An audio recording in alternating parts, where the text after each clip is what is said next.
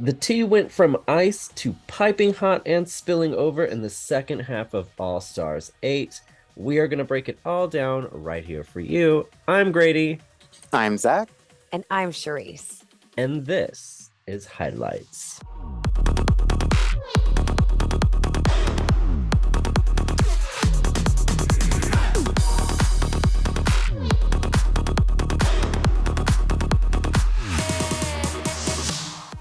Real quick, rest in peace to Queen of the Universe. For I'm anybody who so watches that sad. show, I know it's wild. And they're still promoting Terrifying. it. Like they just had their finale. So it's like they're promoting it only for it to be wiped out of existence in 2 weeks. So not even that. It's actually the end of next week. So watch it while you can. We have a lot to cover today. There's a lot of drama that happened right out the gate, man. And there's one person who's potentially at the core of it all. So we're going to talk all about that too. But episode 5 was Snatch Game, which is typically one of our favorites.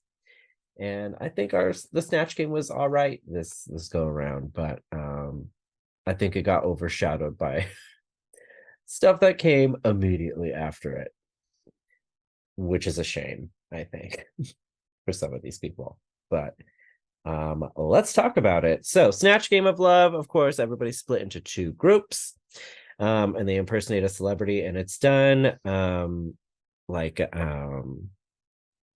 that game show called? Love Connection. Yes, thank you.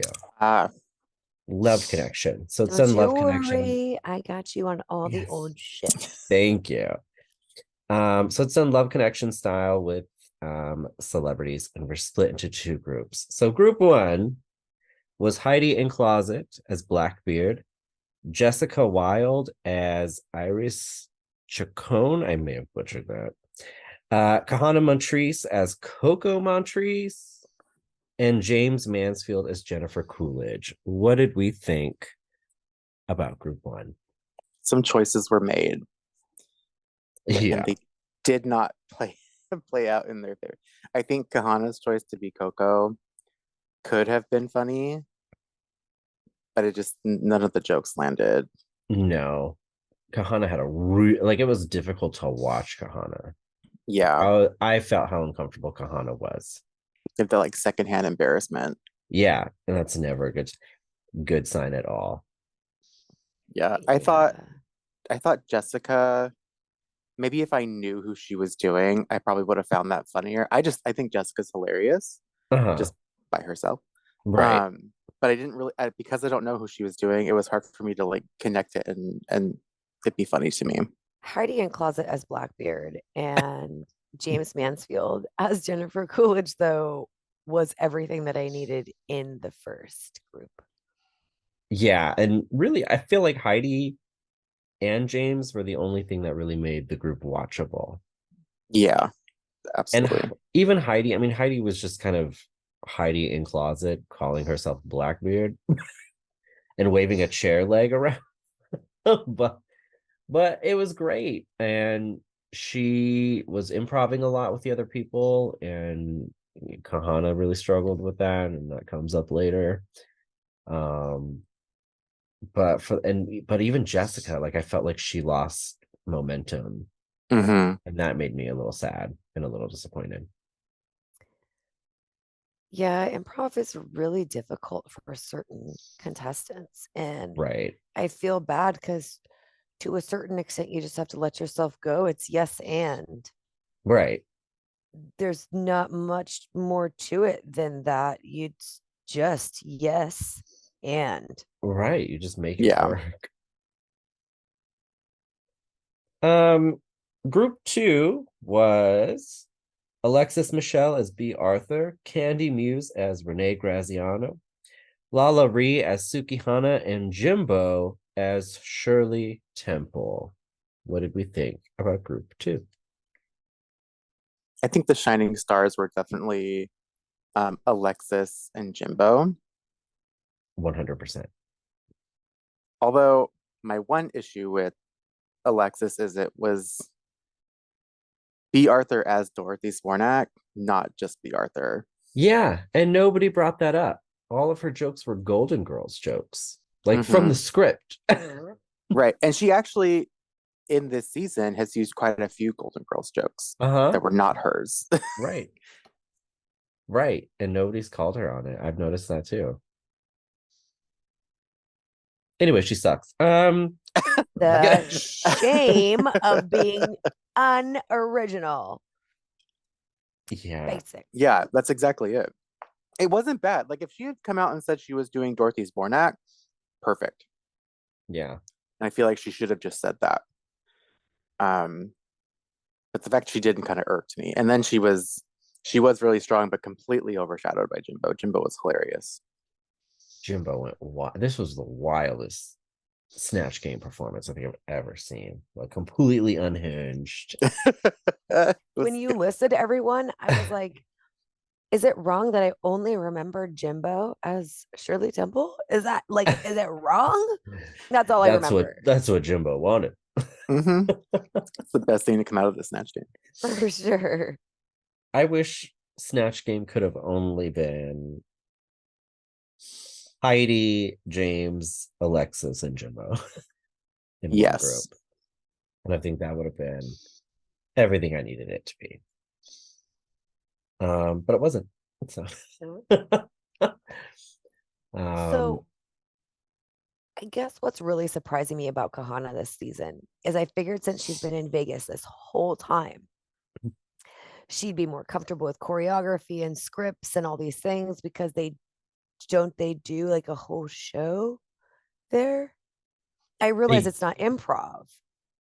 They do. It is very scripted, choreographed, all that stuff. I think for some reason, I think her thing is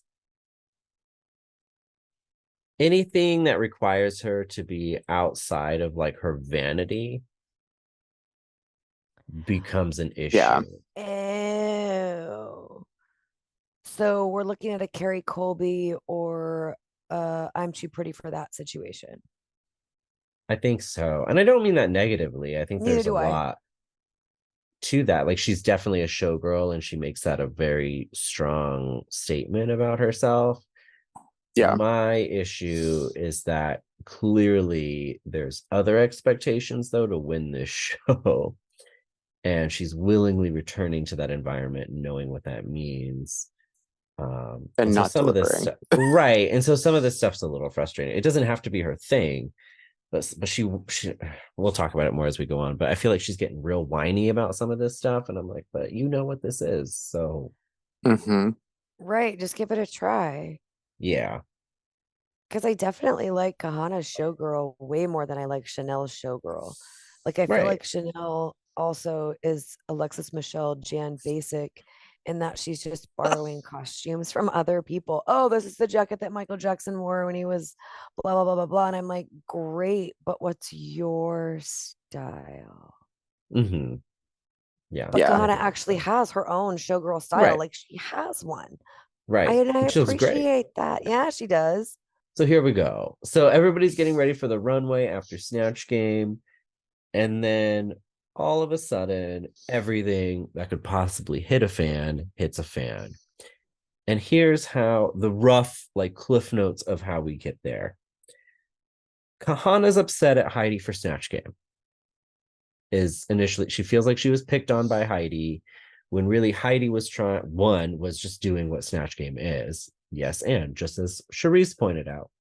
And if anything, she was trying to throw Kahana some bones because she could probably feel, just as everybody on Earth, that Kahana was really struggling in Snatch Game.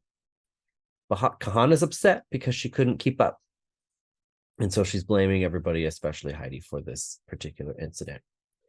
So then she brings up that Candy said she would take out Jimbo if given the opportunity. So she brings it up, and Candy says, "What? Of course not. I would never say such a thing," which we all know immediately. Candy absolutely said it. So then Heidi says, "Oh, no, well, one, like, I'm surprised this is being brought up right now. But two, yes, absolutely. I said that. I'll be honest about it because that's what I heard. And I wasn't the only one. Alexis also heard what was said. So then Alexis told her that it happened to begin with.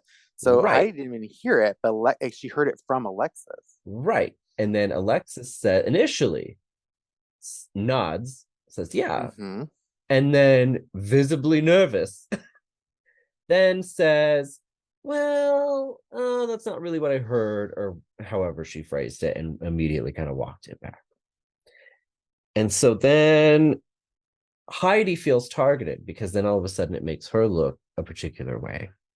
And Heidi's already been crumbling throughout we've talked about it every week as we watched it. We talked about it last time we recorded. This is not the environment for Heidi. So all of this, especially now with production, zooming in on this storyline that's now happening, that Kahan is now creating, Heidi can't take it anymore, and she quits. And also how it made Alexis upset. Which is wild. Yeah. Yeah. And the one who chases Heidi out to comfort her and try and convince her to stay, Kahana. Yeah. I think her, Candy, and Lala all go up to her and try to convince her to stay. Mm-hmm. Okay, number one, you'd have to be an idiot, and I mean an idiot, to not be thinking, if Jimbo's lipstick is ever in the bottom, I need to put that in the box. Jimbo needs to go. She is way too much competition. To a certain extent, that's how All Stars works. It breaks my heart sometimes. Yeah. But this is how All Stars works. But this is the game. I'm an audience member. You are allowed to make these choices. I can be upset about it. I'm not going to shame you for it online or say hateful things or anything like that. I don't care. But it is what it is, right? Yeah. So you'd have to be a fool not to be thinking, let's get Jimbo out if her lipstick ever shows up in that option. Right. And I have no doubt she said it. And it's okay that she, like, own it. My problem is that she completely denies it and like, oh my God. Right. But clearly multiple people are aware that she said it. But for some reason she's got them, I don't want to say scared. Alexis said that's not what it was. But it kind of seemed like what I think happened was that Alexis heard a tiny bit of tea and told the first person she saw. And then when was called out on the rug for it, because what I'm kind of understanding after rewatching a few episodes today is Candy is pretty upfront about how she feels. Like, I don't feel like I don't feel like Candy does the game thing. It's she either likes you or doesn't. She'll tell you. If she has something to say, she'll normally tell you. She doesn't have a need to do the behind the door, and I really respect that about her. Absolutely. Yeah. What I think happened was Alexis heard it, went and told Heidi, and Heidi is just a genuine person. So Heidi, I feel like, is going to give people a heads up. And then when Alexis was called out on the rug for it, for being shady and for being a gossip, she completely turned tail, went the other way, and did not own what she did. Her reaction speaks to that 100%. I agree. This tanked the morale, like, for everybody. Like, it just became a really uncomfortable episode. Watching it, it seemed like it was uncomfortable for them. It was definitely uncomfortable as an audience member. I was like, this is wild. Yeah. And for a second, it's like I almost forgot Snatch Game even happened, because this was so insane. And we had already done the challenge, and to not even wait till the main. Oh man, I don't know. It just it happening at the midpoint is just such a weird spot for it to happen. Right. And it took up so much time in the episode. Yeah. There was no deliberation, no judges' remarks. Like, literally, it was the entirety of this and Untucked. Whoa. Yeah. It was just a really heavy episode. I hope Heidi's okay. Heidi and Alexis did clear the air live on social media. They did point out this happened a year ago. They filmed a year ago, like all this other stuff. Heidi's been using it as a way to kind of drive her Patreon. So a lot of her official statements and stuff like that. And she's interviewed other people who've quit the competition before. Very smart. Yeah, she's doing a lot of this stuff. Yeah.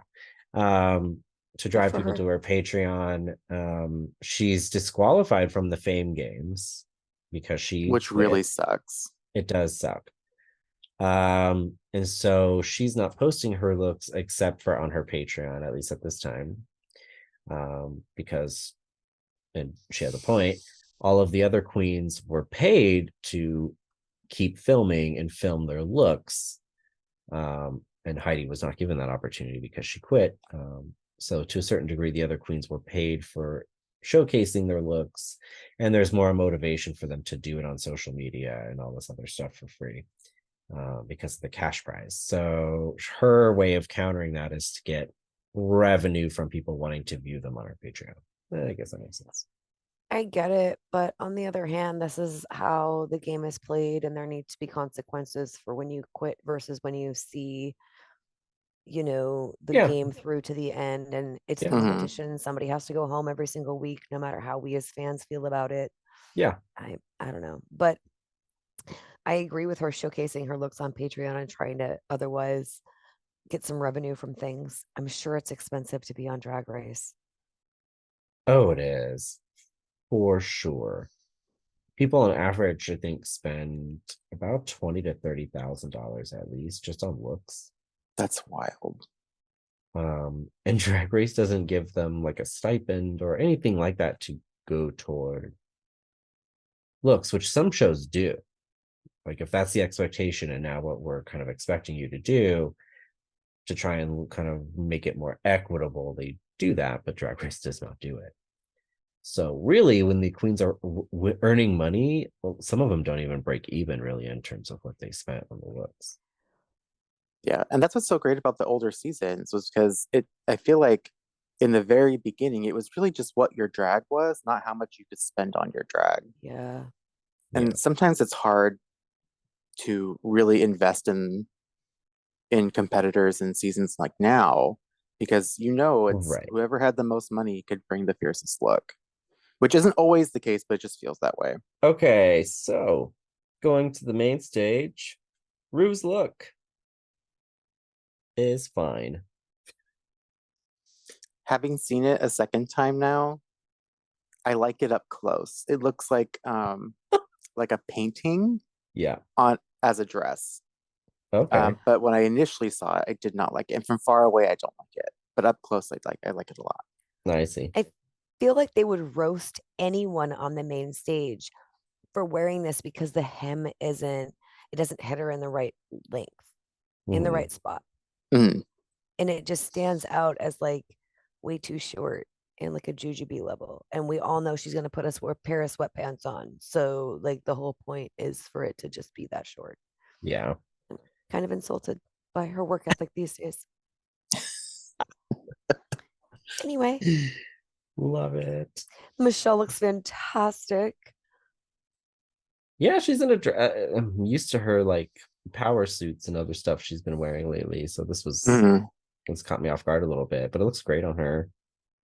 And she let Ross wear the pantsuit she was gonna wear. So oh my god, that's so true. Ross in leopard print and Michelle's in sequins. Fantastic. Opposites day. Yeah, I appreciate it though. Ross is in a sequin jacket. Look at that pussycat bow and everything. Yeah, I love it. Guest judges were Bowen Yang and Matt Rogers. They also acted as our snatchlers in the Snatch game. Bowen Yang, of course, from SNL, and Matt Rogers from Other Things. I'm not familiar with him. I think the two of them have a podcast together. Yes, I think, are they a couple? I believe they're a couple, aren't they? Yes. You heard it here. They're a couple. Going to the runway category is Reveal Yourself, where they have to serve reveals. And spoiler alert, this was a really disappointing runway for this category. I was mad. Yeah. Jessica Wilde. I thought it was fine. I get what the callback is here, but it doesn't totally read chicken or egg to me until the very end. This was whatever, but I will say it at least was a reveal. Yeah, it checked the box. It definitely checked the box. The voiceover made me like it more in the moment than I did in the slideshow just now. That's For what she some does. reason. She's so cute. I love her. Candy Muse. Did this and it was expected. I feel like a lot of girls, like when they see reveal, they just mean I'm gonna strip. Yeah. Down to some sort of fierce undergarment, which is a little boring. Yeah. Hers were boring. I didn't really like how they looked on her, and it takes me a while to form a story out of what the hell she's doing with all three of them. Right. But anyways. Kahana Montrese, again, showgirl. Okay, on brand, great. She's just kind of taking stuff off. Yeah, there revealing was nothing. there was no reveal. Reveal, excuse It's like, girl, Yeah. we knew you were naked under there. Like, that's not. And the Surprising stuff Right. she's taking off are the small stuff. It's not like she's losing the boa, like she's losing all this stuff, or nothing's happening. Like she's just like, oh, I took this off. Oops. No, get out. Alexis Michelle, I at least appreciated the reveal. It was an actual reveal. Yeah, I don't know what's really going on with how she looks in the second one, or what the end result of the story is. But already did that Into the Woods though, like almost that exact same thing, either on Dragula or on Drag Race. Like I can't tell you right now because there's like 47 episodes, or 47 seasons of Drag Race at this point.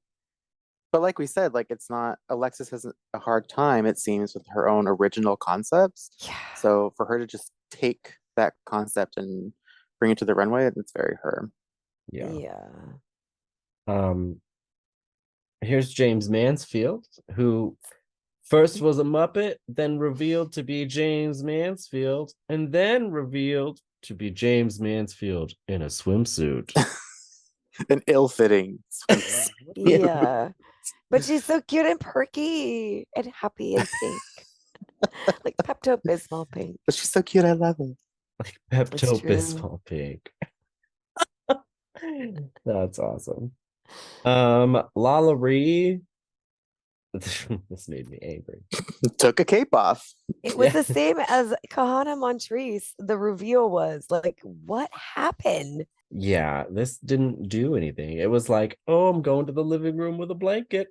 And then it was like, oh, I forgot my chips. And then she walked back. That. Yeah. Like nothing happened. This was a waste of my time. Stupid Lala. Just kidding. Jimbo went as Adam and Eve, which so funny. Yeah, this was like really creepy, disturbing, and weird, but also really awesome. So I love that. A reveal. Yeah. Yeah, also a genuine reveal and a different way to do a reveal. Mm-hmm. Yeah. Which was cool. The backwards feet were so weird though. Like yeah. I couldn't stop. The way I couldn't walking stop out like, what like, 80s horror movie is this? Yeah. I was like, wait, is Victoria Elizabeth Black on Jimbo's back right now? This is so weird. It's like that movie Malignant. Oh god. Horror fans get it. Anyways, the Fame Games. So for all the eliminated queens, it gets worse, everybody. This was Monica Beverly Hills, who again just kind of took some stuff off, and it's essentially the same outfit. Like, and it's really only from mainly the waist down that really but there we go. And then there's Naysha Lopez, who did this. Oh my gosh, this wig, this Muppet wig, what is this? It was a choice. Full cut. Oh my gosh. I need her to throw that wig away. It does not make her the attractive being that she is. Mrs. Kasha Davis Did this. as Cruella de Vil. She did this as an homage to somebody else's performance, and She's that so one's funny. way better if you want to go watch it. Yeah. This now lives in my nightmares.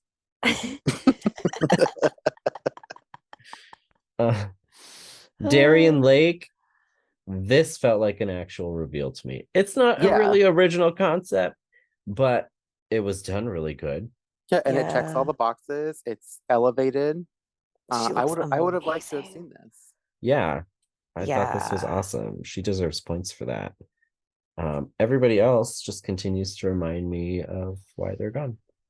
Yeah. Yep. And I'm okay with that. Look at Monica Beverly Hills thinking she's revealing something. She's like, wait till I take off my raincoat. More yellow. Oh, is that a mullet wig on Naysha Lopez with the bowl cut? Oh my goodness. The polka dots are fantastic. Her wig, I can't even tell you that her makeup looks fantastic because I can't stop staring at her wig. Oh man. Terrible. Anywho's. Top all-star of the week was Jimbo. I think we all agree. I agree, right? Because remember Snatch Game happened? Oh, that's right. The lip sync assassin was Jasmine Kennedy, season 14. The song was Hallucinate by Dua Lipa. Jimbo can't lip sync, so Jasmine won.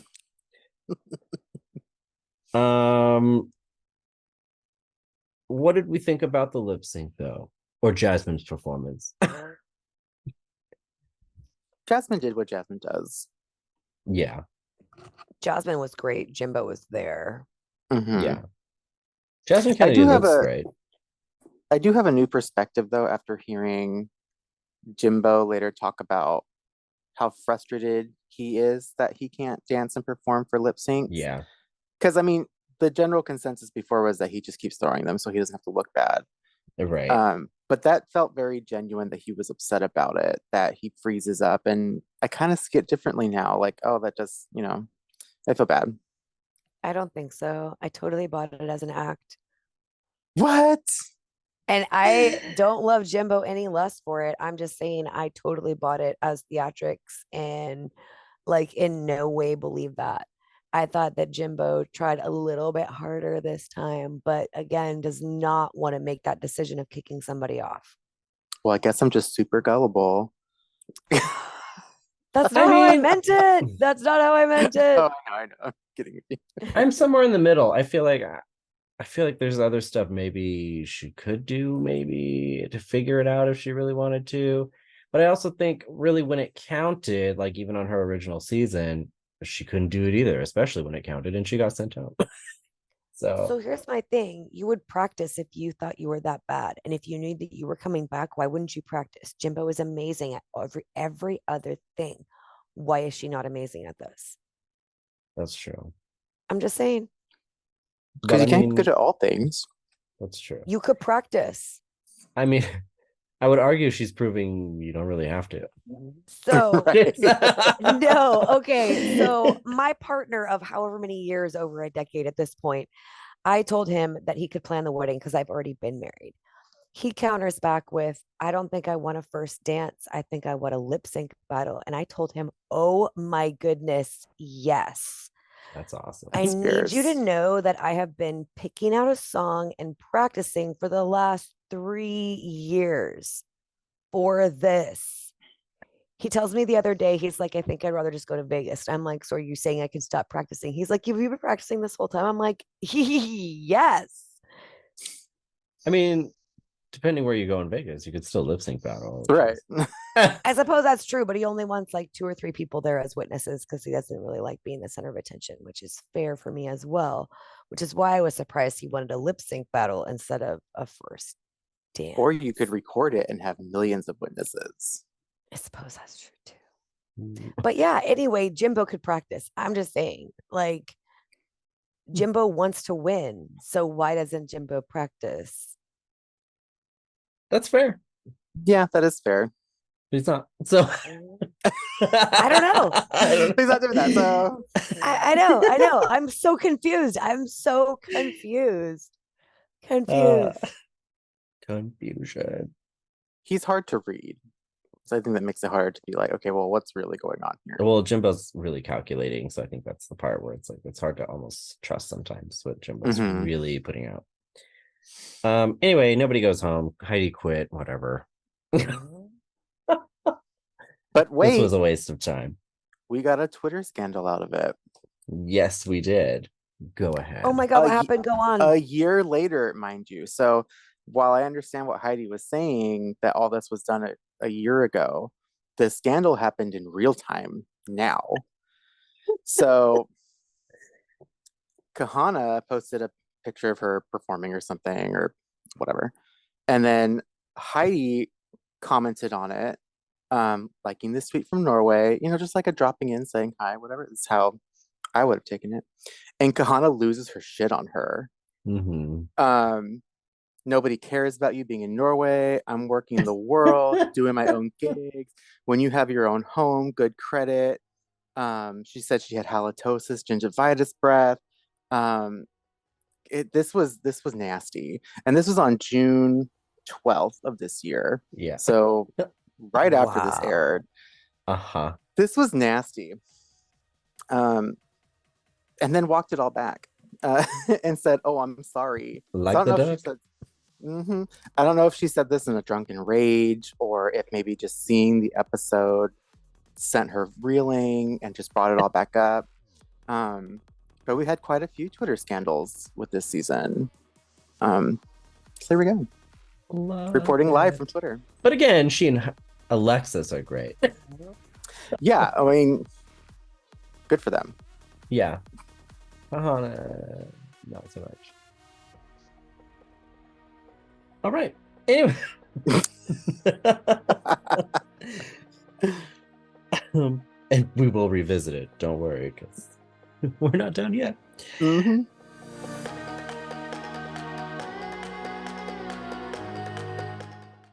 Episode 6 was JOAN, the unauthorized RUSICAL. So the queens have to assign roles and become different versions of Joan Crawford as they perform the RUSICAL. I hate the RUSICAL, but I have issues with this whole concept. Go on. I feel like RuPaul's idea of Joan Crawford is just Mommy Dearest. And I'm not saying I'm a diehard Joan Crawford fan. I do like Joan Crawford, and I like a lot of her movies. But even Christina has said that the movie was not accurate to what she wrote in her book. So all of these scenes that are in this RuSical, well, most of them, not all of them, are from like Mommy Dearest, which just paints Joan in such an ugly light. And I'm not here to say she was or wasn't a great person or a great mom. She wasn't my mom.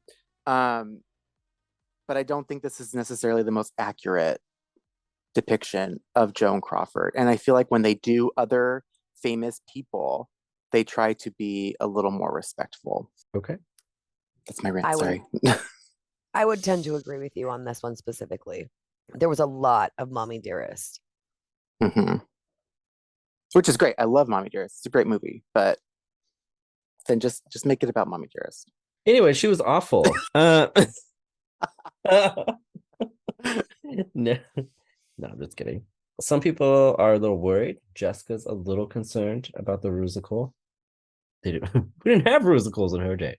Who are we thinking is going to stand out in the RuSical? Because I had certain predictions. I really thought Jimbo and James were really going to shine and be the strongest competitors. Maybe Alexis. Yeah, I thought James, and maybe especially Alexis does this thing every week. She's like, "Oh, this is in my wheelhouse. I'm gonna destroy this." Never wins for it. Yeah, and then gets janned because she puts out a Jan product. For sure. But this week especially, I'm a Broadway queen. And she said it a few times this season. I'm a Broadway queen. I'm like, Yeah. Going to the main stage. Ru's look tonight. or as I like to call it, RuPaul of Agrabah. What is this? You don't like it? I was here for it. I thought this was fierce. Yeah. I It's feel like if you're different. gonna go this far, you need to have a mermaid bottom for that dress. Okay. Like, or like a fishtail or something. Like, lean super hard into it, not just waist up. I don't know. I think the mermaid end of the dress would have taken away from the, like, for me this is giving very like Grady said, Agrabah or Tower of Babylon. And I don't feel like the mermaid really reads that. It's a very simple silhouette. I think it would have read too Under the Sea if she had a mermaid tail. I suppose. I guess I didn't get Tower of Babylon from that. That's okay. I don't know. But Michelle in red looks amazing. She does. Back to RuPaul though. I'm just was this your but her makeup looks great moment? But her friend looks amazing. Right. T.S. Madison was there. She looks great. Looks like she's going to a school dance. Special guest judge was Adam Shankman. He was there. Joan the Rusical. I thought everyone did better than anticipated. And for the most part, I don't think anybody really did bad. People just did better than others. Yeah. Because like Michelle said, it's the difference between an A+ and an A. Right. Who were standouts for you? Candy and Jessica for sure. Okay. Especially watching through it a second time. Candy had some really good like vocals for her part, and she nailed the dance. And I almost thought I would change my mind that I liked it more than Jessica's, but then I heard Jessica's again, and it was so over the top and good. Yeah, Jessica did really well. I really thought she was gonna win. We'll talk about that. Yeah, Jessica and Candy did great. There were certain people in the background, and I was like, what are you doing if everybody else is doing this? That's odd. But there were when certain performers were on, I just felt myself like looking to the background and checking everything else out. And I was like, oh, that's bad. I'm not even going to be able to remember like whose part this is. I think it's weird that they kept all of the Joans on the stage at the same time, except at the end. Like, to me, it would have made more sense if they all just disappeared for a bit. So we got the full snapshot of the scene they were doing and then brought them all back. I agree. Oh, that definitely would have kept me more in the moment. Lala surprised me. Hey, Lala was good. Surprise. But for this not being her thing. Yeah, no, she really turned it. She did great. Alexis, she's just too serious or something. Like, she's just too rigid about what she does, and it's not the place for it here. Yeah, she takes herself too seriously. Yeah, it just doesn't work. I mean, she checked all the right boxes, but she just doesn't. I don't want to say she doesn't make it drag. Like, that's not my place to say it. But she just doesn't do something extra about it that makes it fun. Yeah, to me, she doesn't let herself go. Yeah. Like, I think some of our most favorite drag queens are ones that have no problem looking foolish as long as they're having fun. Yeah. And Jan as well has the same problem where she just let yourself go, girl, and have a good time. You're a man in a wig. I think that's where people like Jessica effortlessly fly through this show, kind of on accident, because Jessica's always just kind of let go. And that's just how she is. And if she doesn't understand it, she's just gonna have a good time with it. She has to do it anyway. And it shows. It works for her. But I feel like Alexis drives herself insane, calculating all of this stuff, structuring everything to a T. And to a certain degree, like, if this were a real musical, sure. This is drag. Right. It's a caricature of what it's supposed to be. And she doesn't play it like that. And even if you don't win, the more that you are yourself and are less calculating and less confined, like to just relax and have a good time, the more fans will love you, the more money you will make. Yeah, Mhm. I agree with that. I thought Jessica did really well. Speaking of Jessica, I would Yeah, she agree. did. She ended up in my top spot for sure. I have feelings about the way things went. But I almost expected Kahana to do better at this because this is way closer to her Vegas stuff than improv. Yes, and yeah, but and this is where I think she struggles is in Vegas, she's still Kahana Montrese. Like she's not playing anybody. Right. So she's just kind of doing whatever, and it's tailored to highlight whatever she does. So her part in that show is she's a showgirl. I suppose that's fair. Yeah, she even said, she's like, on Vegas, I just go out and do my thing. Yeah. And it works. Runway category is Night of 1,000 Grace Jones. Kahana's Magneto outfit. This is one of my favorites. I like this outfit. I don't mind it. I really like this outfit. Yeah, it's filtered through her lens, and it still looks though almost identical to what she's recreating. I think that works. For sure, you can tell who the homage is for. I love this red rose petal headpiece that she's wearing. Yeah, it's that's really cool. Amazing. Yeah, I think it's awesome. And she wears it for sure. Yeah, when she's battling the X-Men. Exactly. James Mansfield, I thought this was great in theory. If it had fit her, I think this would be great. But it didn't, and so it just looked really weird. It was a choice. So instead of looking like Grace Jones, she ended up looking like one of Divine's trashiest characters. I felt really bad because I felt like Grace Jones was disrespected, and then I feel like I'm disrespecting Divine by saying that all at the same time. But wow, in theory, this was James. In theory, this was an amazing concept. In practice, in reality, whoa. She agrees with your love feedback. James. I love James's makeup. But her makeup like, thank snatched. You. And her makeup is snatched. But her makeup looks great. And in this shot from just the shoulders up, it is amazing. If she were decapitated, this would be perfect. She looks like a villain from an Austin Powers movie from in this shot right here from the shoulders up. That is who she is. Her and Kahana Montrese are both villains in movies. I love it. Okay, so Candy Muse did I don't think it's a bad recreate. I think she, in many ways, this looks really great. It's just, for me, she does this a lot. Yeah, the look does look great, and I get what she was doing, but she does, even just this season, she's done a lot of, I'm just going to glue it to a suit. Yeah, if I had never seen her in a bodysuit, I'd be like, oh, you know what, that's cool. It's all right. Right. But that's all I see her in. So I'm like, what the hell is this? Over it. Yeah. Over you. Stupid Candy. I'm talking to you. Just kidding. She's like, what?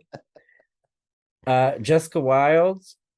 I loved everything about this. This is gorgeous. I like this a lot. Yeah, this was awesome. Should have won, my opinion. Lala Ree. I actually thought this was a pretty strong one. I did too. They kind of read her for this, but I thought this was great. Yeah, I thought this really worked for her. And it's one of Lala's stronger looks of the season, I would say. Absolutely. And I don't think we've seen this silhouette on Lala before, or at least not often enough for me to think, oh, Candy Muse is wearing this. Of course she is. Like, I liked the geometric shapes on Candy Muse's runway, but I like this way more. Yeah, Alexis Michelle. I also don't think Alexis Michelle did bad with this. I liked this a lot, actually. It was very dramatic, very Alexis, but it was true to the source material. Right, but I wouldn't have expected this from Alexis Michelle. Right. And also, what a shame, because if she had really smashed the Rusical with this runway, she could have destroyed this week. And so I wonder what would happen if she could get out of her own way. You know what I mean? It's crazy. Crazy. Yeah. Jimbo's. I thought this was cool. I love that the hat turned into hair. Yeah. Which is cool. It's a nice translation. I love Jimbo's camp touch on everything. Yeah, this is great. And it's actually a little more like sexy and serious for Jimbo than usual. Mm-hmm. And there's not even a breastplate. So this was actually kind of cool. That's what I was thinking too. She doesn't even have her over exaggerated breastplate on or anything like that. She almost looks more demure than I've ever seen her look before. And then there's the hair, which I appreciate. I appreciate the camp touch. I feel like everybody did okay with this runway, but I feel like certain people like Candy got a little more praise maybe than they should have, and some other people didn't get enough praise, and I think they should have, but maybe that's just me. What? That's how I feel, man. Sticking to it. Let's look at the fame games. So this is what all the people who don't matter anymore brought. Starting with Monica Beverly Hills, who chose the most Halloween costume look she could find and recreated it. And I would even say that even with as simple as the original is, the original still looks way better than Monica's. Yeah, she could have done so much more with the headpiece that would really just drag it up or make it look extra, and I feel like this is lazy. Yeah, I love her so much, and her runways have not been what I was hoping they would be in the fame games. Naysha Lopez wore this. I don't mind. I think it's cool. I don't know that it's like reminds me enough of the original, but I think it's cool. It's almost like when she wore that one that was supposed to be watermelon, where it's like, right, and I then it guess just I looks a could see little why off. you think that, but it's just not quite there for me. Right. She looks amazing though. I don't necessarily, like you guys were saying, don't necessarily get the Grace Jones homage. She did see it through her lens, and I appreciate that. Yeah. But wow, she looks amazing compared to that bowl cut whatever disaster wig she was wearing last week. Yeah, like, no, she looked good. She could have worn anything, and I've been like, whoa, yes. Yeah, no, she looked I great. thought that was your favorite look, Shreese. I know. I can't believe they didn't bring Sugar and Spice back for this All-Stars. This is Mrs. Kasha Davis. So funny. And I mean, it's a Grace Jones outfit. So maybe not the best one for Mrs. Kasha Davis to do. She did great though. I think that's why she chose it. Just hilarious. Yeah. Always time for kindness or whatever. Right. Darian Lake. This was cool. I really liked this. I thought this was awesome as well. Darian's the only one where I'm like, sometimes I miss you. Like, he would have been cool. Yeah, Darian's runways have really been something spectacular, but that's why Darian went to the top 4 in the first time she was on. That's true. Yeah. Darian really came to play. I respect that. Top All-Star was Candy Muse. I disagree. How is she the top All-Star? Oh my gosh, that's right, because it's rigged for her and Jimbo to win. Lip Sync Assassin. Lip Sync Assassin was Angeria Paris Van Michaels. The lip sync song was I'm Not Perfect, But I'm Perfect for You by Grace Jones. Candy wins said lip sync, wins all of the rollover tips. So in addition to the $5,000 she won for winning the challenge, wins $30,000 for winning this lip sync, walking away with it in this episode with $35,000. Exactly what Jessica Wilde did a couple episodes prior. So my issue is it just feels a little forced for Candy this particular episode. Maybe that's just me. I'd agree with that. It's not just you. I totally agree that it's forced for Candy this episode. Yeah. Like, it is go Candy all the way to the crown. Yay, yay. Yeah. And I don't know how I feel about that. This is also where I feel like the lip syncs start getting really weird. Also, and Jerry is also from season 14. Like, they're really running the season 14 contracts in their final days to the ground. So there's that. And I also anticipate maybe for some of these people, the lip sync songs were changed last minute for reasons. Anyways, all right. So Candy eliminates James Mansfield. So there's Kahana and there's James. And Candy sends James packing, which initially I was like, really, Candy? But what freaked me out was that the entire group voted for James. Yeah, that blew my mind. Because I really thought Candy was just being shady. Because I thought, I mean, just even though she hasn't won yet, I thought her performance so far in the competition has been better than Kahana's. I agree. Even with Kahana's win. Like, I just feel like she was a stronger competitor. But I feel like that's why they voted her out. Just like I said, as an audience member, All Stars isn't always what I want it to be. And I did not want to see James go home. But guess what happened? The stronger competitor went home because their lipstick just happened to be up for elimination. Yeah, I don't know. It's weird. I guess what irritates me about it is that the people who end up doing that are also the people who always say track record.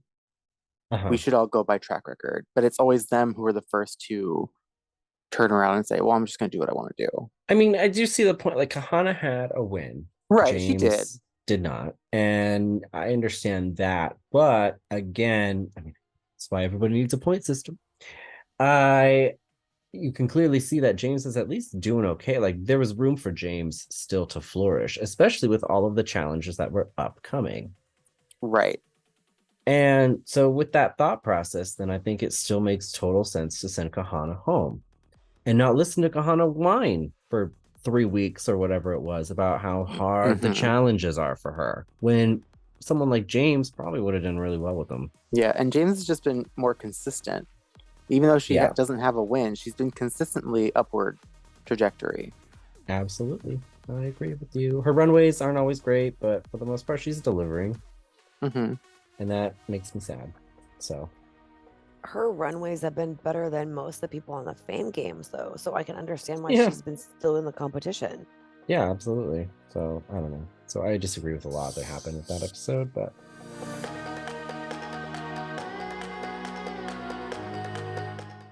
anyways, moving on. Episode 7 was Forensic Queens, where the queens have to improv their way through a true crime documentary for the disappearance of Lil Pound Cake.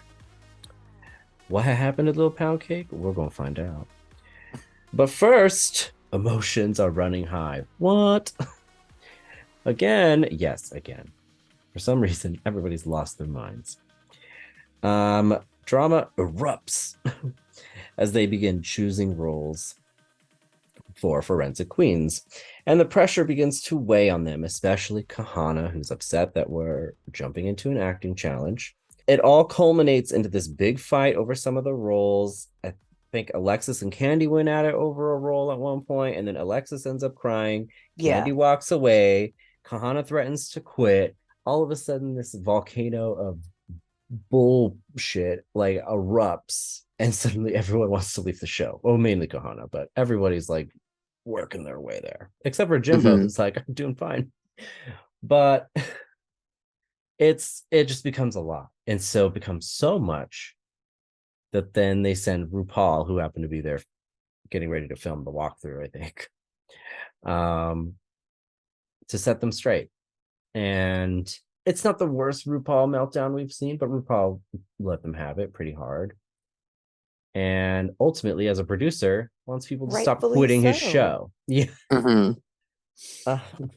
Heidi is one thing, and I think Heidi's on good terms with Ru in production, and everybody really likes Heidi, and I think they all realize Heidi probably was struggling. Yeah. But all of this other stuff, like, now it's getting a bit much. So, and again, it all seems to be this weird dynamic that's brewing behind the scenes with all these people. Alexis. So, and that seems to be what set off Candy. Candy was like, I can't, like, there's no more drama. Like, I can't with the theatrics. Right. And that's what it is. It's all theatrics. Yeah. Alexis Michelle is always crying. It never has anything to do with her, and all of a sudden she's crying. Mm-hmm.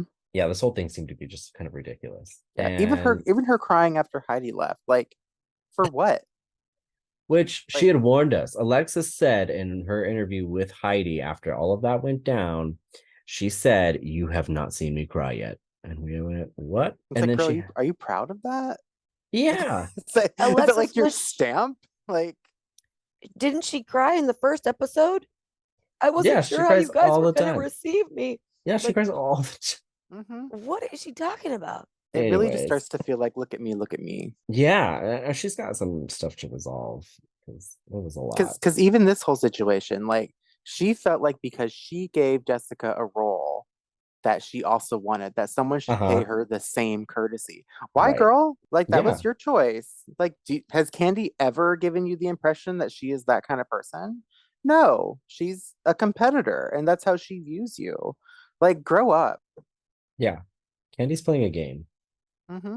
which, to be fair, is what everybody should be doing. And I don't know, Alexis, and she just doesn't deliver, also, is the other thing. It'd be one thing if she was backing up all this stuff she's whining about.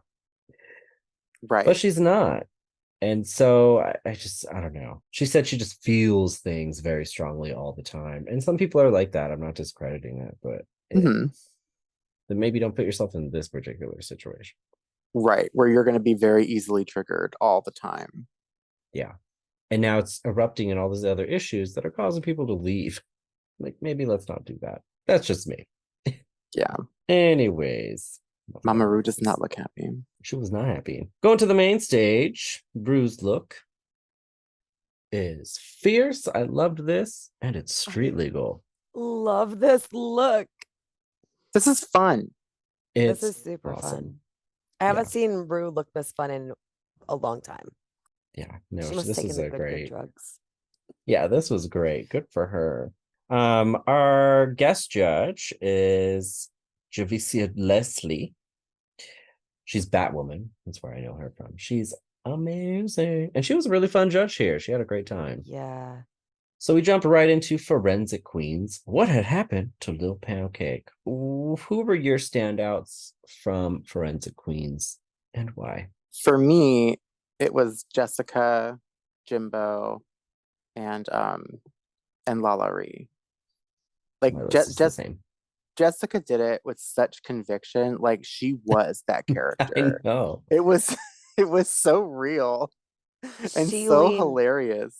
And Jimbo was hilarious as always. Like, anytime you give him a character, like, he Jimboizes it, and it's a terrible word. But Jimbo, there we go. Jimbofied it. And hilarious. And Lala Ree, you just tell she was having such a great time. Like, she was hilarious. She really was. As soon as she came on screen, she didn't even have any opening lines. She was just driving the golf cart. And I was like, this is going to be amazing. Jessica Wilde did great as well. Those are my two favorites, hands down. And Jimbo did great too. I'm sorry. I agree with you both. Yeah, that's my list. I definitely think the weakest for me was Kahana. And I wouldn't even argue Kahana did bad. I actually think for someone that was whining as much and as scared as Kahana did fine, but was one of the weakest ones. And Alexis, again, great forensic character if it was a real forensic show. Right. But you're in drag, girl. But so stiff and so serious. Even with the toilet paper stuck on her heel. Oh my goodness. Which almost made it more cringe because then she's being super serious, but then she's throwing like this random stuff in there. Mm-hmm. I hated it. Yeah, I can't believe that she's still here with us, but that's okay. Yeah, I would argue she did worse than Kahana because at least Kahana had. I agree. Big character. Yeah. I agree with that statement. Going to the runway, category is Miss Fill in the Blank. So they had to pick whatever they wanted and put it in there. This is fun. So Jessica Wilde, I think she went as Miss Sausage Party, I think. which is cute. Yes, she was Miss Sausage Party. So funny. And I she's love Even her it. happy to be. crown. She's happy to win with the Uh, soft shell. Kahana Montrese went as Miss Tired Ass Showgirl. She don't look tired at all. No, I don't understand. I was confused by this. I liked it, but the concept didn't make sense because she didn't look tired. Right. There was so much conflicting stuff. The wig is amazing. Yeah, The look she is looks great. amazing. She The looks sash great. does not pull it all together for me in the way that it should. No, and not with the way she's trying to present it. Yeah. It's like she doesn't want to present herself as ugly. And Yep. she missed it because of it. Yep. Yeah. She could have done something super fun, and she did not. She looks great, but I mean, I don't know. Anyways, Lala Ree, I can't remember what she actually labeled this as, but this I was think great. she Little was Miss Bootleg. Yeah, That's what Little it Miss was. Bootleg or something like that. Miss Bootleg. She looked I $5 love this. parking lot. Yeah, this is fun. So funny, especially after her character in this week's Forensics Queen's episode. Like it just tied it all together for me. And she just cracked me up Like this they're the week. same person. Yeah. Yes. Candy Muse went as Miss Arrogant. This is a Again, cool look. she looks great, but the sash doesn't tie it together for me. So the wig is amazing. The dress is a little Mhm. short, but amazing. But it doesn't make any sense, just like Kahana's. I don't Yeah. know. You know, I'm getting arrogant from it. Well, I think I'm getting it because it's Candy. It just works for me. Speaking of stupid, Jimbo went as Miss Tits McGee. Oh my goodness. This This is how was you take a fine. basic concept and make it super drag and funny, though. Yeah, this is right up her alley. I just feel like it's kind of a joke she always makes with her character, and it is really, I don't know. It doesn't Yeah, do so it anything really wasn't different. like a wow. Yeah, this was for me. This was like safe for Jimbo. For Mhm. sure. Absolutely. Yeah, so I was This like, is oh, Jimbo okay. Yeah, with a like, sash. oh. She looks great, but I was like, oh, it's fine. Alexis Michelle went as Miss Man Pig. So I truly didn't understand this until I watched it again today, and I was like, oh, I didn't either. It took okay. me a long time, and then I was like, Yeah. oh, okay, all right. Uh, Charisse, you look like you have an opinion. I do not. I want to point out everybody online lived for this look. Of course they did. It's got a lot of praise. And that's what we're gonna say about that. Anyways, the Fame Games. So all the people that came before did this. Monica Beverly Hills went as Miss Sunlight on the skin, something like that. This was Absolutely not. No, ma'am. I feel like she already wore this 3 times in just a different color. Like This I feel like she wore it in purple and black. I feel like she wore it in blue. I feel like we've seen this dress 4 times. Yeah, the sash to me makes no sense. I don't understand. The dress is like this Bob Mackie type dress, which is fine. But what is, I don't understand. What's that got to do with the challenge? And there's not much to the dress. So I don't know. Miss Naisha Lopez went as the Declaration of Independence. No, I'm just kidding. I can't remember what she actually labeled this as. She's got like all these cute It's got quotes on iconic there. quotes on it, like "Go back Yeah. to Party City where you belong." Right. Mhm. It's like drag race heavy referential, which is, I like that, but I can't remember what the sash is, and the sash is so crazy I can't really read it. So, but I mean, it's fine. She looks Yeah, she looks great. Miss Shady lady. Shady lady, and then isn't there another word at the? Maybe that's it. Miss Shady lady. Okay. Well, she doesn't matter anymore. This one upset me too. Mrs. Kasha Davis first came out as Miss Senior something, and then transformed into Miss Ariana Grandma. Choices. It looks like her first sash says Mrs. Sasha Colby. That would be funny. That would be amazing. Darian Lake went as Misshapen. And I really like this. I loved it. I think she looks great. I miss Darian. Oh, Ozempic, but what?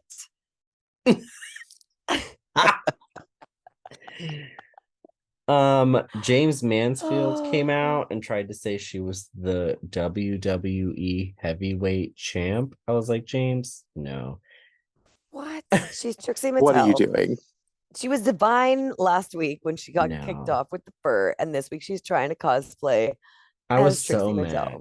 I was so mad. I was like, I was upset because you were gone for all the And now challenges I I'm thought not. you would. Right, for all the challenges I thought you would do well in, and now you have the audacity to Right, rock out in this. right.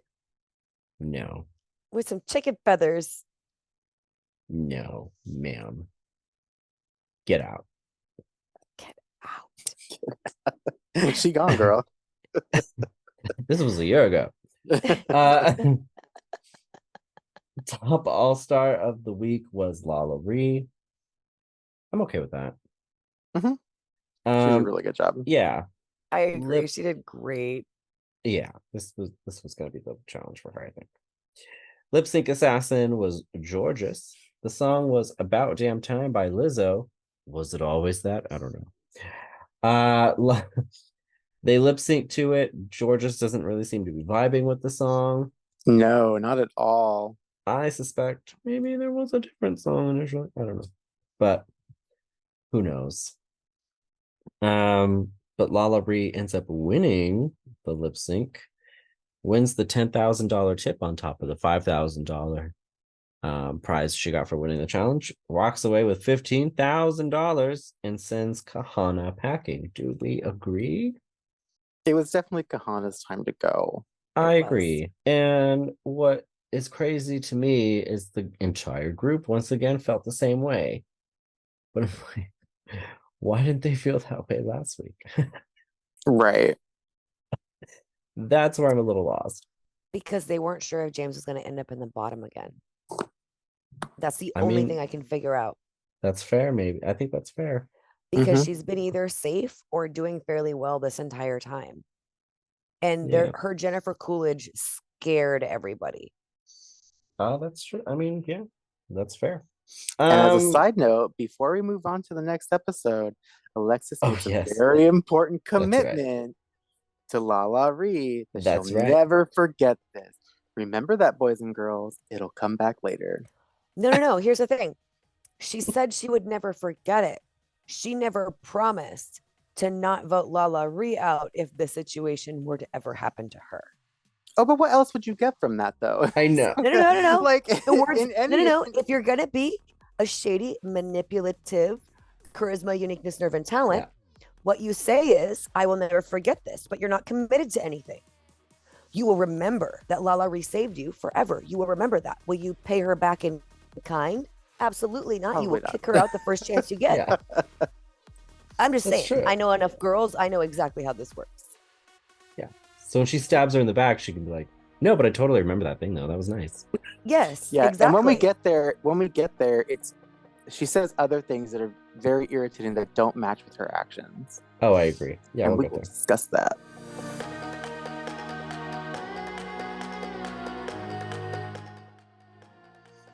Episode 8 was You're a Winner, Baby, where it's a design challenge. So they have to design original looks based on materials inspired by previous All-Stars winners.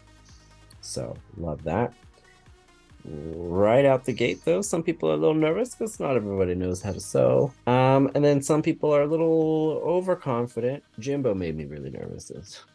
For the most part, this episode is probably one of the tamest of the group. Not a lot happens here. The runways are pretty chill. However, I do think some interesting things happen later, but I digress. So here are how the boxes were assigned. So the boxes to choose from were Kylie, Shea Coulee, Trinity, Monet, Trixie, and oh no, that's it. But they were assigned as follows. So Kylie Sonique Loves goes to Jessica Wilde. Shea Coulee went to Lala Ree, I believe. And Trinity the Tuck went to Alexis Michelle. Monet went to Candy, and Trixie went to Jimbo. Which, Yes. for the most part, I think is pretty fair. Yeah, I think Lala assigned them very equitably. She was really nice about it. She could have really messed somebody up with that Trixie Mattel box. Yeah.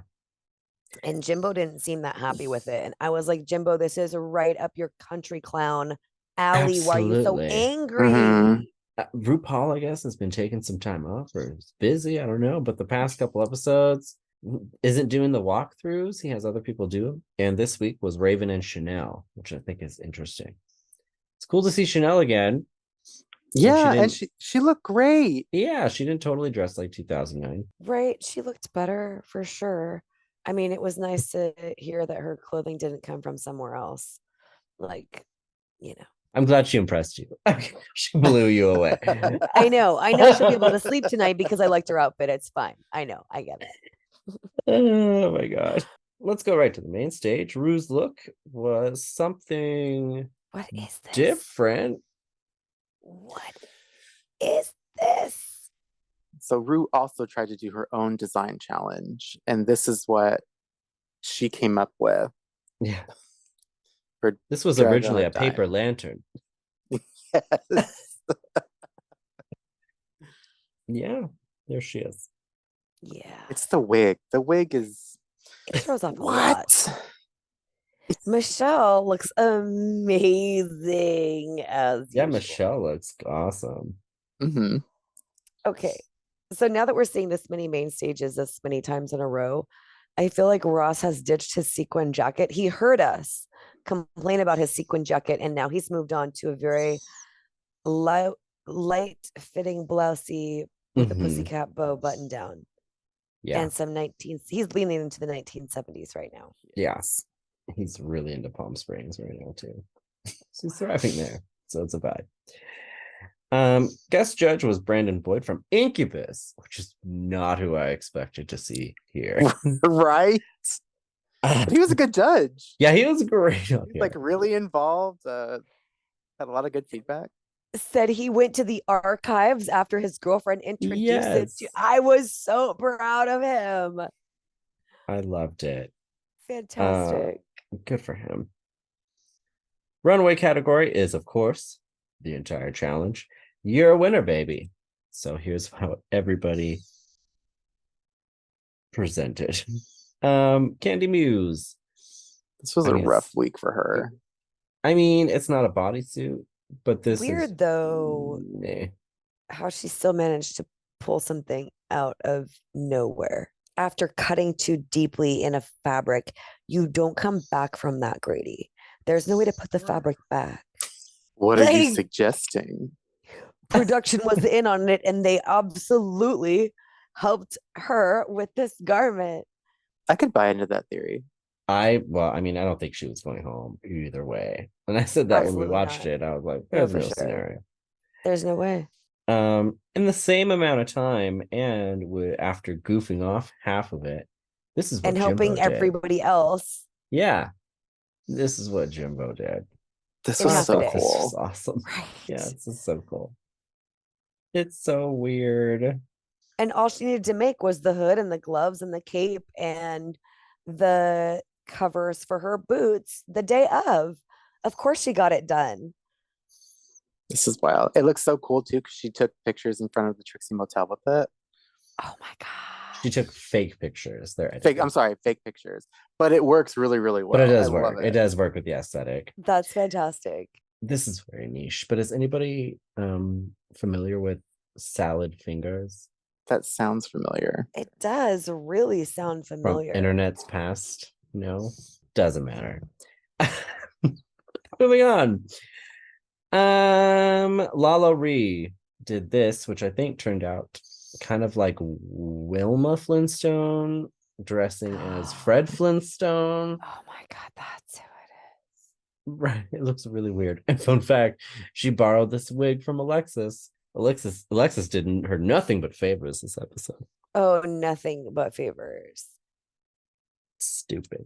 So stupid. I can't believe that nobody helped Lala with this weird sleeve that's like a cap sleeve on one side when it shouldn't be. Alexis Michelle pulled out this, which isn't bad. It was fine. No, it wasn't bad. It's not bad, but is anybody else slightly disappointed that she didn't have her ass out at the end? Like, I expected her ass to be out. This is a Trinity the Tuck box. Why is your ass not out? And at least like homage, you can't even just do me a little bit of a cutout or something. Fair. That's what I was expecting. But Alexis Michelle's smile on her face is like, I can't wait to screw somebody over this episode. Here it comes. Like while she was working on it, like production focused a lot on how strong she was going to be because of her skills in this. Oh, yep, I agree. This was a storyline episode, is what I felt like. Jessica Wilde did good. This is gorgeous. This is so totally cute. Get the running water thing that she. Oh god, it's pretty. I love it. Yeah, I love the handkerchief skirt bottom where there's all those different pieces and they look jagged and the way that they flow when she spins around. Jessica, like, this is not an easy garment to make. Those handkerchief pieces take forever.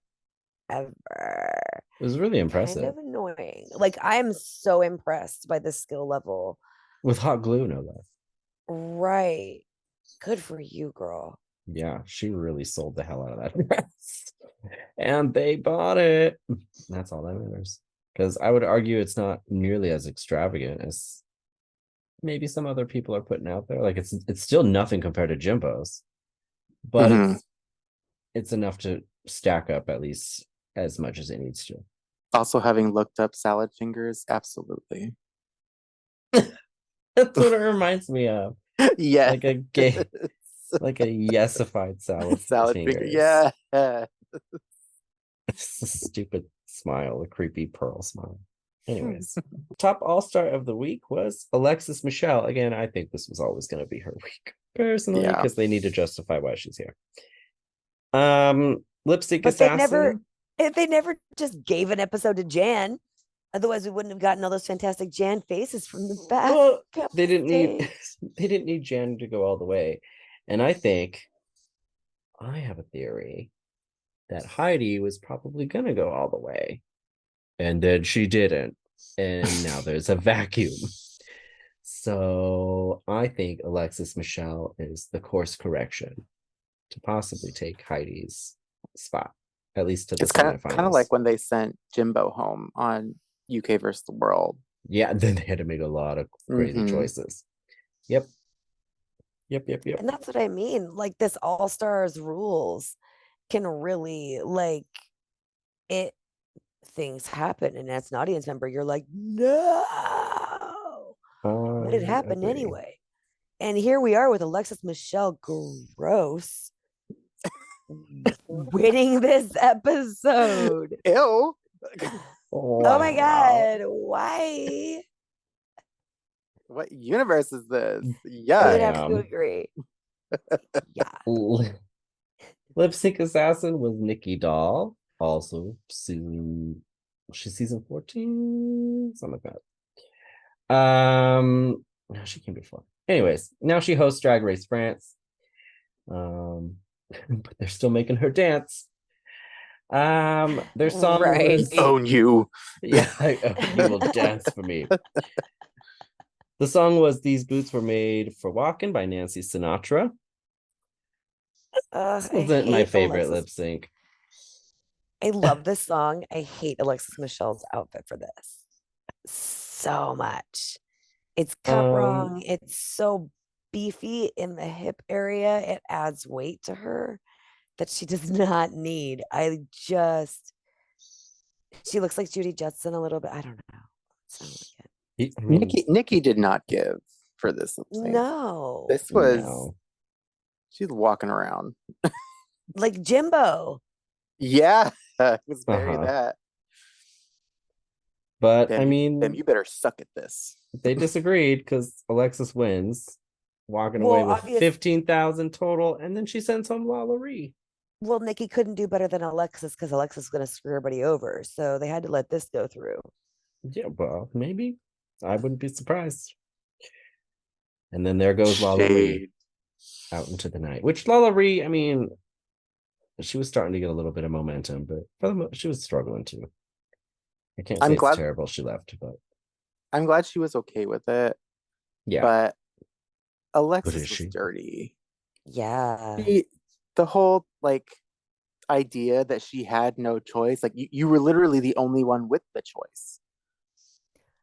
And Alexis walked it back on Twitter, right? She sure did. Have receipts, girl. But Lala, her sitting in front of Lala being like, Lala, what should I do? And Lala's like, you should keep me. I'm like, what do you my mean, God. What should I do? Right. Thank you for editing that in. Well, it's important because Alexis, even though not actually saying it outright, gave the inclination that I will never forget this. I will be there for you. And then on Twitter, she goes and says it was an impossible choice. No, it wasn't. You haven't had the best relationship with Candy this entire season. Why all of a sudden is she your dear sister? Yeah. Like from New York, my dear friend from New York. Right. Like half the times you've been crying in this season have been because of Candy. Like, yeah, that's not a hard decision. Candy didn't give me the role that I wanted. Yeah. And I don't understand what the master plan is, because if she keeps Lala, she's honored her obligation to Lala. Lala will remember that. Alexis, out of who's left in the group, is more likely to end up on the bottom again. Maybe it would be helpful to have all the people in your corner possible. But instead, she's had all this weird stuff with Candy. Candy even thinks this is weird and doesn't trust Candy her. was fully it. expecting to go home. Like, yeah. And I think Candy's almost more concerned as to why that didn't happen. Like, and so she doesn't trust Alexis. Yeah. And so she's keeping Candy, who's, I think, if given the opportunity, would send Alexis packing. Oh, absolutely. So what's the, I don't understand the logic. I think she tried to create a, well, I did this for you in the assumption that Candy would back her up. But there is no way. Candy is playing a game. Candy will send your ass home. But based on comments, Alexis heard already. Candy has already made it clear that's not how she's playing. Right. It just, this is so dumb. And then to walk it back on Twitter, like, I made the wrong decision. I would make a different decision now. Like, girl, stop. All right. So just like we all know that Jimbo's the strongest competitor, if her lipstick gets pulled, if her lipstick is up for an option, everyone is going to choose her lipstick. I feel like Alexis Michelle, it feels like there's some sort of what's the word, alliance between her and Candy for some reason, and maybe it's off camera, who knows. Yeah, but if I'm competing, and I mean really competing for this crown, I am gonna keep the weaker competitor because it's better for me. It just makes more sense. That's why I was so crushed when Pangina Heels went home. Like, crushed. She should have won. But no, it's All Stars rules, so you just get over it. Yeah, it was wild. Yeah, it was interesting to know that Alexis had been trying to form an alliance with Candy from the beginning, and because Candy was focused on doing Candy, she completely forgot about it. Which, you know, kudos to Candy, but like, okay, Alexis, that should have been your answer. Like, but Candy should have been focused on herself. Props to Candy for focusing on herself and completely forgetting about all that other stuff is just being a distraction. Because that's how you're supposed to play the game. For sure. Right. No apologies. Well, that's the breakdown of these 4 episodes. Before we see how they impacted the scoreboard, let's see how other people reacted. It's time for top tweets.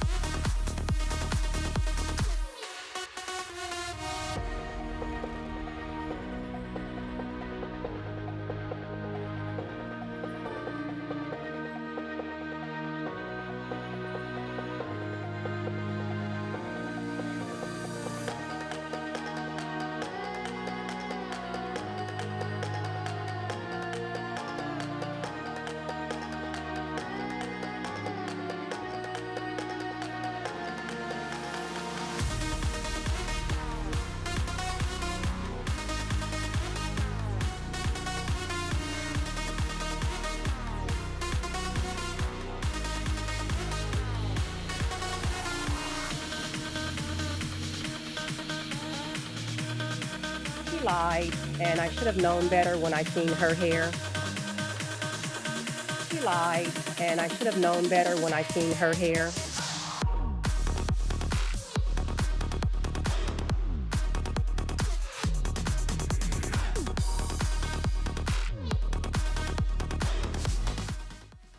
So, getting to the scoreboard, here is the breakdown of challenge wins per episode so far. So, of course, this is the first group. In these past 4 specifically, though, Jimbo scored her 3rd challenge win, and Candy, Lala, and Alexis all got their own storyline challenge wins as well.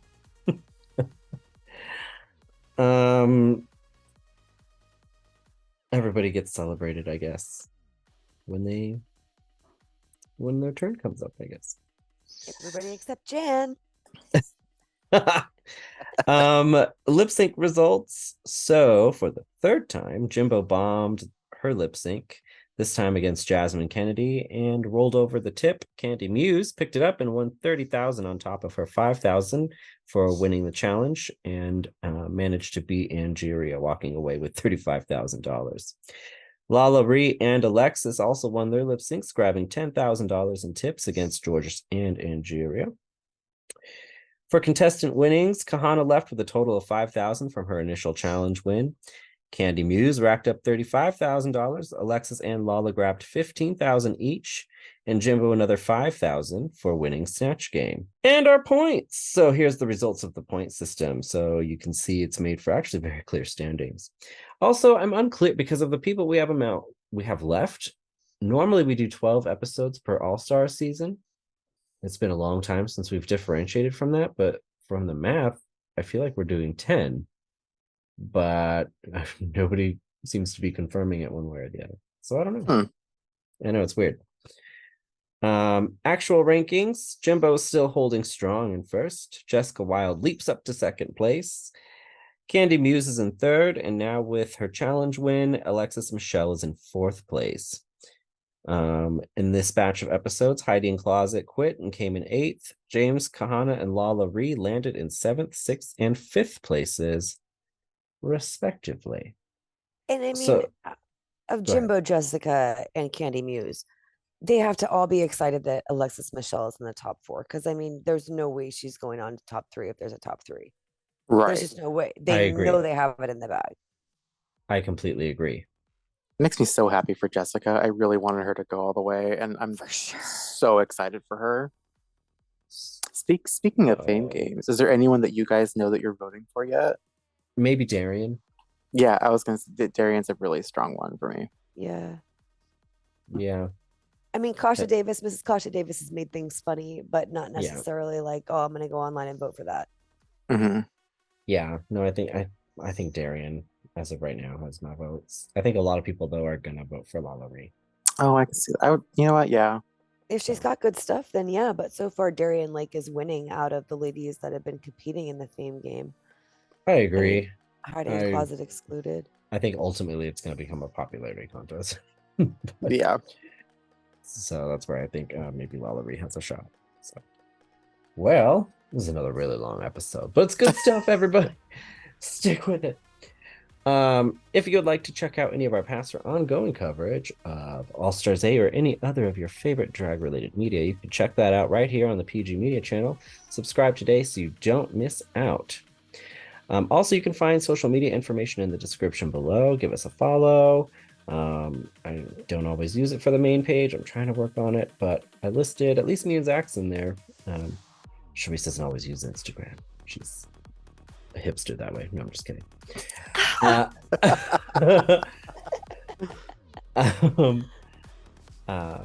Anyways, give us a follow. Thanks for listening. And with that all being said, as always, thank you for watching highlights.